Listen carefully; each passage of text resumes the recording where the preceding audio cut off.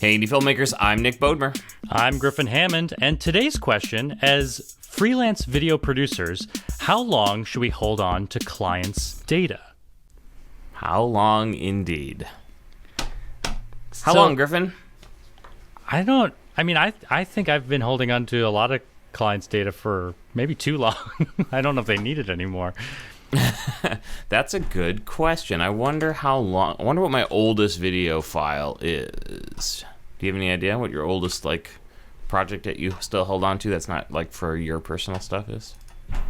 I mean, I would guess I have work from 2011, 2013. I mean, I know I have work from 2013. I would guess it's somewhere in that range for me. Yep, I think 2012, 2013. I've got some old stuff. Let's see. 2005.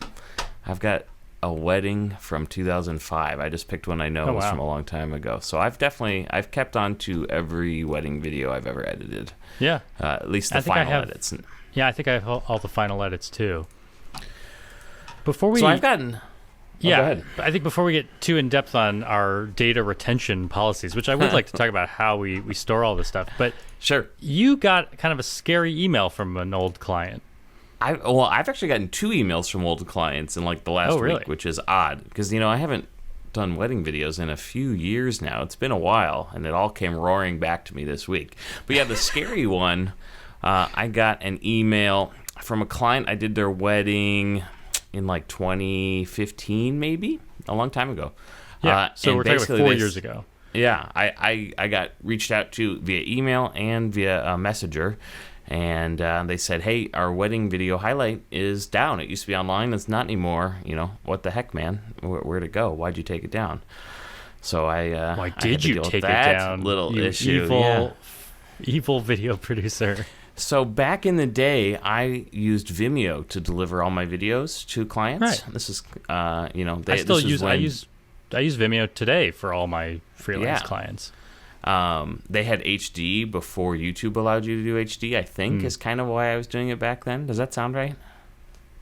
I don't even remember. I just know now it's a great client delivery tool because you can easily do private videos. I just set my default to no one gets to see this.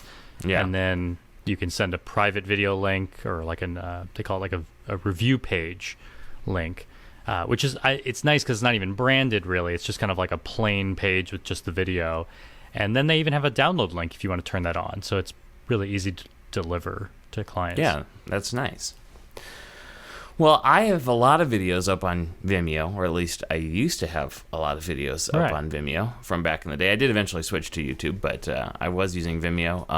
Vimeo at the end of last year, beginning of this year, they changed their copyright policy, or I don't know if they allowed automatic scanning. Anyway, a lot of my videos had copyrighted music in them because they're wedding receptions or they're a wedding highlight film, and I just used a song. Yeah.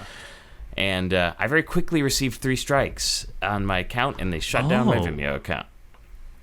And it all happened without me even looking at the emails from Vimeo because I just didn't use Vimeo anymore.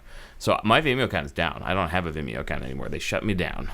But that means all those old highlights got taken down. Right, all those links are dead. Mm-hmm. I'm wondering about my account because I surely have content on there.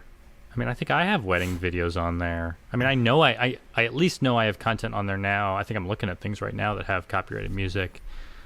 I don't have a lot of that kind of stuff. Maybe it had to do with the ratio. It was very specific stuff. I noticed so after it happened, it was too late to fix anything. They're basically sorry, you're done, which didn't fight it. It was a lot of wedding receptions, and it was Beatles music. I noticed Beatles, Elvis. There's some very specific artists where they seem to be very strict. They must be out searching for this stuff, so that's what took me down. But it does mean all those wedding videos that I had online for them to watch and share are now down, and I did not go through and find every wedding video I had on there because I didn't even know what it was and who the customers were and re-upload them to YouTube, so I haven't done any of that. So for this client, I did take their wedding highlight video because I did save it because I have all my wedding videos saved locally, and put it up on YouTube for them because YouTube in general doesn't care as much. They put ads on front of stuff, so it seems to work. Have you gotten a follow-up email from them? Like, no thank you so response to the email. I also just sent them a message today saying, hey, just wanted to follow up and make sure that you got the new link. No response. And you just explained to them in your message to them, like, hey, this is what happened. It was I said, they took down all the videos with music in them like that, and that wasn't my call. I didn't take it down. When I got the message, the email was okay. I could tell they were frustrated in the email, but it was at least polite-ish. The messenger message I got was more accusatory, if that's a word. Is that a word? Yeah. Like I'm like how dare you type write of a bad Yelp review and yeah, exactly. And so your initial reaction when you get a message like that is maybe to fire back a quick response about why it's not your fault, or to so I took a moment, take a breath, right? We want to be professional even though this isn't something I do professionally anymore, and just wrote back a very professional message saying, hey, I'm sorry that happened, here's why it happened, here's what I'm doing to fix it, and I apologized that it happened. So still no response, but we'll see. Yeah, I found myself doing something similar recently where I had a slight disagreement about a contract with a client, and ultimately they were asking me to do something that I didn't love doing, but it was in the contract. And so I think I started to write back an email that was kind of like, well, this is why I'm a little bit frustrated about what's happening in this contract. And then I kind of did the same thing. I just took a step back, deleted most of that email, and I was like, let me just write the thank you so much. Here's the new link. Like, I just made it. I figured, like, if I give them less ammunition to reply to, like, let me just be friendly, keep it short. There's nothing to have a rebuttal about. Yeah, I think it's better for everyone to communicate that way. Exactly. And I got another interesting email about a week ago from a wedding client from 2013. Okay, so what is that? 6 years ago now? 6 years ago, yeah.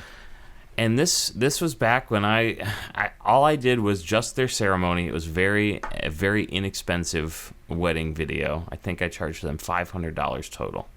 And my policy at the time was always to get half up front, and then I would get the other half when I was ready to deliver the video. Yeah. And they never paid the second half. They just kind of ghosted me, never responded to my emails, never heard anything back. So I hung on to them. And then a couple years later, I got another email saying, oh my gosh, I'm so sorry. We totally spaced it.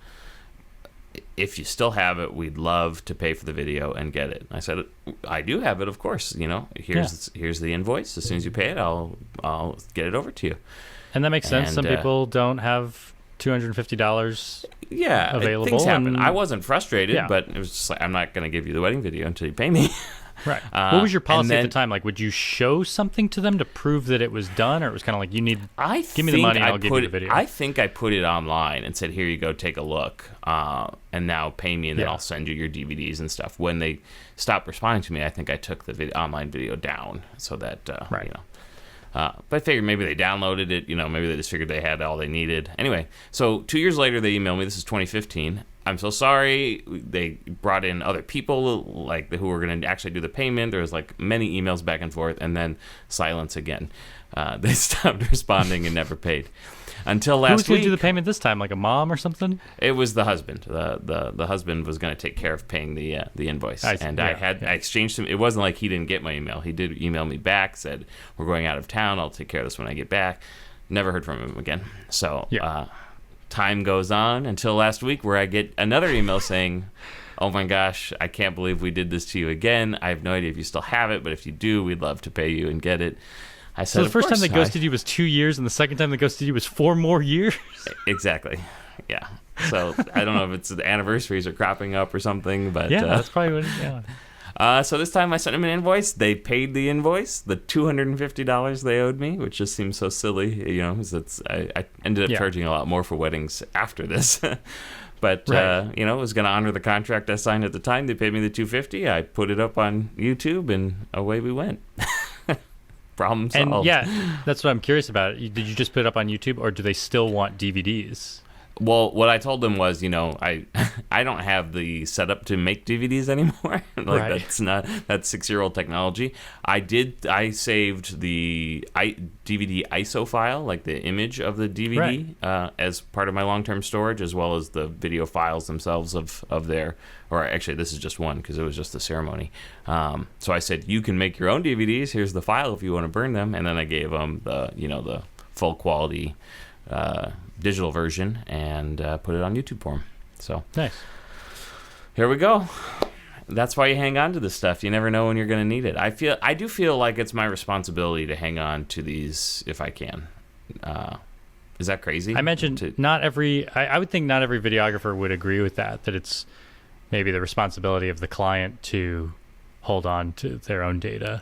Yeah, and I guess maybe responsibility is the wrong word. Like, if they had come to me and I had said, sorry, I lost those hard drives, or, that stuff's 6 years old, I didn't keep it, I don't feel like I would have done anything wrong. But I'm really glad that I have the ability to go back and do that, if that makes sense. Yeah, it's nice to be able to do something. Yeah, but like I guess that. responsibility is probably the wrong word, because I don't think I would have been in the wrong had I not been able to deliver either of these weddings. But I'm glad that I could, so I do. Well, yeah, it reminds me of something that came up. I guess it was a year ago. People may remember on the podcast we talked about how my mom's apartment burned down. Mm-hmm. And, if she had wedding DVDs or something, they would have all been burned up. But one thing that happened in that fire that she was particularly sad about was, my dad died back in 2006. Mm-hmm. And she had this large printout. It was kind of like one of those canvas prints of a photograph that the whole family took. It was a beautiful photo of our family maybe a year before my dad died. And I think, she just cherished that. She was particularly sad about the fact that it burned up. And so I immediately went online. I found this photographer who shot the photo 13, 14 years ago or something. Right. And I reached out to him through Facebook Messenger and asked if any chance he still had the files, because I would love just to reprint a new digital print. And it turned out, of course, no, he didn't have it. He's actually retired from the business, and who knows, all his files are probably gone. Luckily, it worked out because my grandmother happened to have a pretty good sized printout of this thing. It was kind so of you half could scan it. The size, yeah. So we have something decent. Good. But yeah, you can't. Especially 13 years later, you can't expect people to hold on to the data. But wouldn't it have been great if you had those files, right? And videos are exponentially larger than photos, right? So it doesn't take much to archive this stuff. Let's see. Like, how big is my final video directory? I will tell you. How big do you think it is? Your whole video directory? Yeah, like all the final edits of all the videos I've created over the time. I was not as prolific as you remember. Like a 2 terabytes or something? It's maybe, let's see. I'm going to tell you how many projects it is. 111 projects is 804 gigs. Oh, so it's not crazy at all. 0.8 terabytes. Yeah. 0.8 terabytes. So it, for me, it is not a hardship, especially since I'm a storage guy, to hang on to that. Now I have a directory of I keep raw footage from the last couple of years just in case. I don't know why I do that. That's probably bigger. Let's look. Well, yeah, that's got to be bigger. And I do the same kind of thing. I think that's much fewer projects. Let's see that I have raw footage right now from 17 projects, and it's another 801 gigs. It's only 3 gigs different. That's funny. Right, yeah. But I probably have raw footage for projects in I probably have raw video for projects going back to actually maybe even 2013. I think what changed the way I hold on to raw video is when I started doing Indie Mogul in 2011. Suddenly I'm making videos where I might be talking about my work and going behind the scenes, and I realize, it's nice to have some raw footage. I can go back and find those extra takes. And so I think now I just have this philosophy going forward that if I can fit it on my network attached storage, why not just hold on to as much raw footage as I can? But for some projects, I'm not going to hold on to the raw footage from our podcast.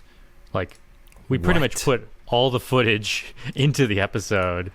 The only raw footage that's there is the 1 minute before we start talking, and I just don't think it'd be worth keeping all that. Well, I hope you know I keep all my raw footage.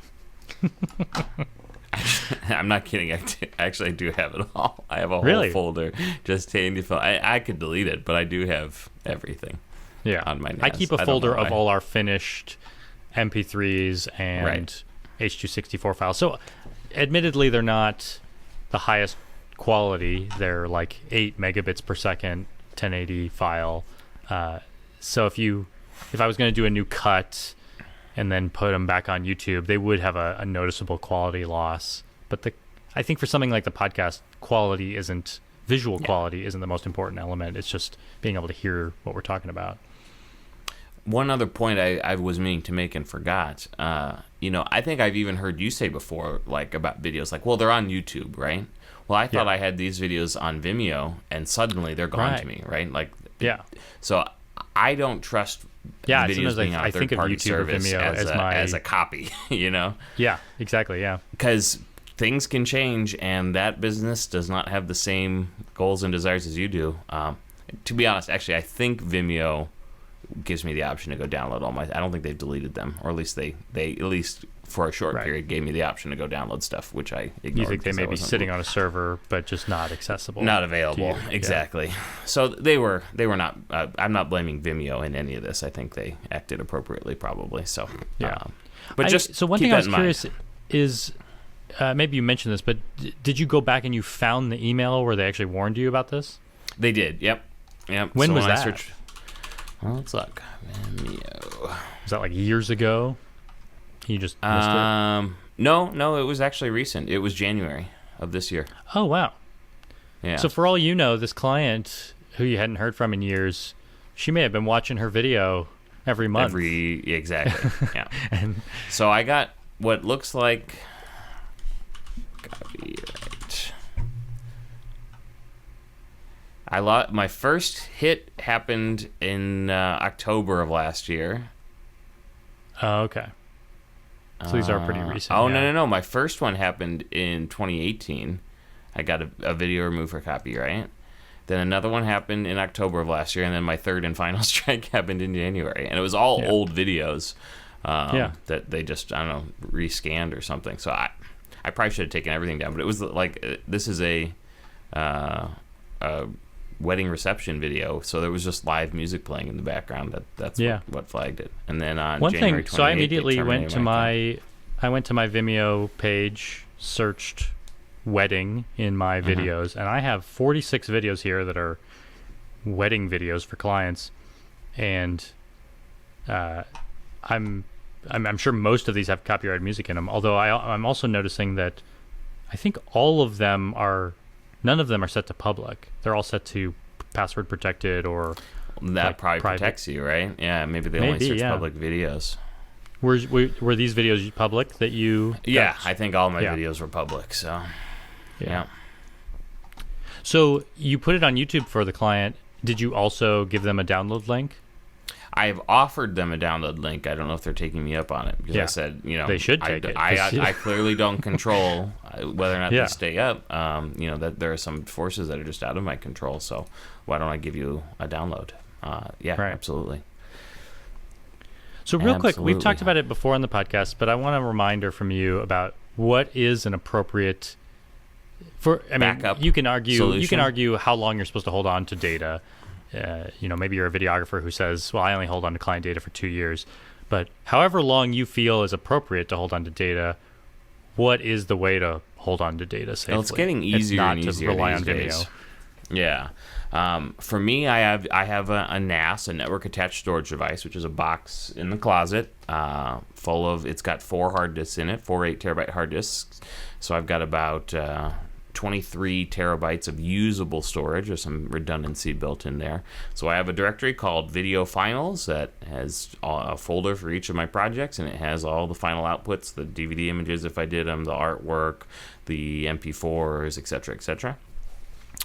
And then I have it set up to automatically replicate that data up to Google's cloud. So it's offsite as well. So there's 2 copies of that data actually, and I have a external hard drive on my desk that actually still has a copy of them as well. So I try and keep 3 copies on 2 separate devices locally, and then a 3rd copy up in the cloud. That might be a little overkill. I think if you got stuff, off your computer somewhere locally for easy access, and then up in the cloud for when a fire strikes or something like that, you're pretty well covered. So that's what I do. Because if a fire were to burn down my apartment, it would take my external hard drives that have a lot of my client work on them. It would also take my NAS, which I consider my backup. And it has some redundancy built in, but that would burn up too. So I need stuff in the cloud as well. And I think I generally store a lot of my own work in the cloud. I tend to recently store current projects I'm working on for important clients, like getting the raw footage into the cloud as soon as I shoot it, mostly because I'm traveling, and it's like, let me just make sure I have a backup in case I lose and a whole. And what are you using for cloud backup? Google Drive.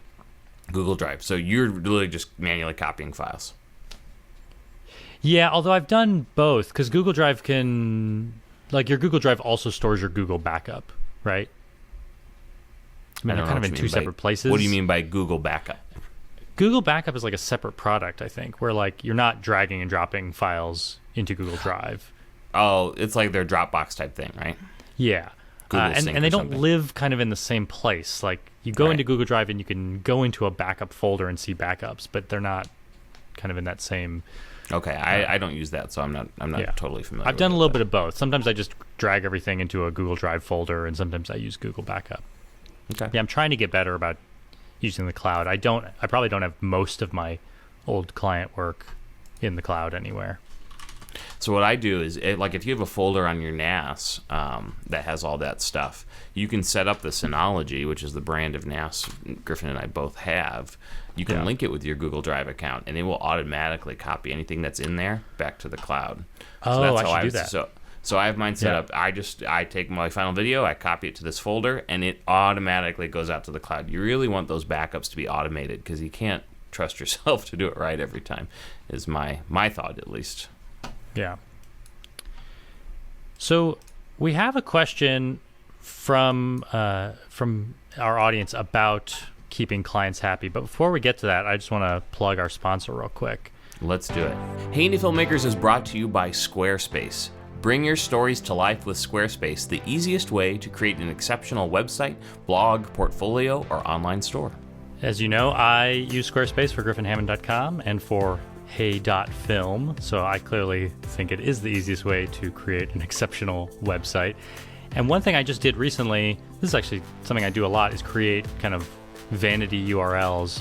I created griffinhammond.com/crash, and sometimes I point these externally, but this time I actually made a landing page on my Squarespace site to point to my newest class. I have a 1-hour class on documentary filmmaking. And the reason I did a landing page this time was I realized people might want to land on the page, see the embedded video, they can buy that class if they want, but I should also put my other class there, and I should also put my link to my gear stuff. So I kind of offered 3 things. Here's the free thing, here's the $10 thing, here's the $25 thing. I think Squarespace is great, and if you are interested in trying out Squarespace, we have a special offer for our Hey Indie Filmmakers audience. You can try Squarespace free for 14 days, and then receive 10% off your first order by visiting squarespace.com/Griffin. What a fantastic deal.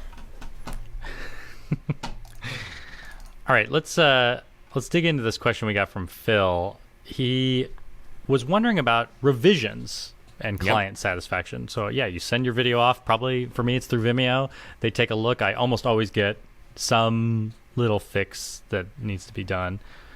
He's saying he recently had a client who hired him for an editing job, and then he turned in the first edit, and the notes that she gave him were pushing this to a completely different video than what he was hired to make. So far that he didn't even have the footage necessary to make the kind of video she wanted, because that's not what he went out to shoot. He says she essentially wanted the video to focus on things she didn't have footage of. I offered her a few additional alternative solutions, but at this point she refused to pay because I was unable to deliver what she wanted. Is there a standard policy for dealing with situations like that and handling client satisfaction? This reminds me of a great video talk I saw. And the language is inappropriate, so I'm not going to say it out loud. But the title of the talk is "F-U, Pay Me." Yeah, I'm familiar with this. So let's put a link to that in the show notes because it's a great talk. He comes from it from like a designer type standpoint, but I think it applies to all freelancers. Isn't that talk primarily about like not doing work for free? Because especially in the design community, there's a lot of like spec work and like show us what you can do, and there is a lot of that, but it's also like how you protect yourself when clients don't want to pay you for work that they're supposed to pay you for. And he has his lawyer is part of the talk, and it talks about how they write contracts, and it's really good. It's about 38 minutes long. We'll put the link in the notes. Definitely worth your time. And it's very colorful in its language and humor. So it's an enjoyable watch too. Well, and I've had friends who have dealt... Sorry, go ahead. You should explain. I was just going to say the gist of the talk is, your contract needs to clearly lay out expectations, how you get paid, and that, payment is not optional and based on how much they like the work that comes out at the end. It's based on the time you put into it. Right. Yeah, I do think it's so much of being a freelancer and working with clients is setting expectations. And so I think I spend a lot of time at the front just talking about what's possible and making sure I understand what video they want. And maybe this client, to Phil's credit, maybe this client was explicit about what she wanted, and then she really did change her mind about what she wanted, which is a problem. Yep. So I've had friends in similar situations where it sounds like they're just not going to come to any resolution. You have a video that you've made that you're proud of, it's done. You have a client that is never going to be happy with it. And so sometimes the solution is handing off the raw footage to them and just saying, look, the project's done now. Here's what you hired me to do. You can take and do with it what you want. And now you have to negotiate what is this final price tag. They probably already feel like they've paid you too much if they paid you any upfront. Can I stop you there? I'm going to disagree with you a little bit. There should be no negotiation at the end about what they're going to pay you. That should have been clearly defined up front and really not open to any negotiation. So I think it's super important to set those expectations in writing up front, how much you get paid. In my wedding contracts, I learned this that there were some couples that just wanted monumental editing after I felt like I was done. So my contract clearly stated you get 2 hours of my editing time for revisions, and anything that you want changed beyond that bills at my hourly rate. So I would tell them, we've used your 2 hours that were included in the contract. I'm happy to keep making as many changes as you like, but you are paying my hourly rate for that work. Yeah. I guess I say negotiate only because I know that you're right that you should delineate all of this stuff in a contract. But I've had friends who don't have a contract with a client, and so now it's just at the point of it really is up in the air about, are you going to give me any more money for this? And I've put in hours of editing. Maybe you already paid me for the shooting, but I've worked on the editing for 15, 20 hours, and you're not happy, so you don't want to pay me anymore, but I would like to get something out of it. Right. So yeah, it's a tough situation to be in, but I do think, to your point, setting up a contract in advance so everyone knows what they're signing on to can solve a lot of problems. Talking out expectations at the beginning can solve a lot of problems. You don't want to be dealing with this stuff for the first time, dealing with this kind of communication for the first time when you're deep into a project. I did eventually move to requiring half of the contract payment before I even began any work, which I think is valuable. I know there are freelancers out there that require full payment before work begins, especially in the wedding industry, and I don't disagree with that at all. I can understand why you'd want to do that. If getting payment is so difficult after the fact, make them pay beforehand. Usually not a deal breaker. So, and especially for weddings, for a long time I thought, maybe I'd still feel this way if I got back into weddings. I always felt like a wedding client, compared to like a corporate client, is not a client with a ton of money. So this is a big deal for them to pay this. So I do like splitting it up if I can, and not requiring payment, at least half the payment till the end. But I understand why you'd want to get all the payment up front, especially because you are booking this thing on your calendar even sometimes a year in advance, and I mean you have to turn down other work because of it. For years exactly you might be getting requests to do a wedding on that day or some other corporate work on that day. The only reason I didn't switch to requiring full payment up front is knowing that I didn't get paid until I finished the edit helped me get the edit done in a timely fashion. That's my own procrastination and a little trick I use to avoid putting projects off for too long. Yeah, sometimes you need that financial incentive to finish a project. I like setting it up that way. Before we go, I want to ask you real quick. We mentioned it on the last podcast episode. Did you finally go on this flight? I did. You were going to learn to fly? I flew a Piper Cherokee, little 4-seat airplane. I was up in the air for about an hour. It was pretty fun. So you actually flew it. You are someone who has never flown a plane. Tell me, when exactly do they hand the controls over to you? So the CFI, which I forget what it stands for, Certified Flight Instructor, that's what it stands for, is I'm in the left seat, which is traditionally the pilot and command seat, and the CFI sits in the right seat, which is the co-pilot seat. He had me go through all the pre-flight checks. He had me flipping switches to turn the engine on, and we're taxiing down the taxiway, and he's having me steer with the rudder pedals and having me control the throttle and just telling me what to do. He has the same full set of controls on his end, so he has the ability to make sure we don't do anything bad. But he handled all the radio communications, which is the tough part.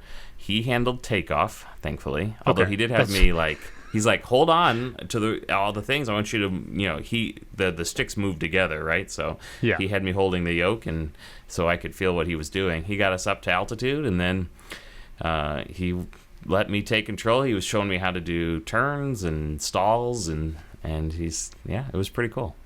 Yeah. I'm curious, these little planes, do they have any sort of autopilot features? I mean, like a commercial plane, I don't think the pilots are generally the ones actually taking off.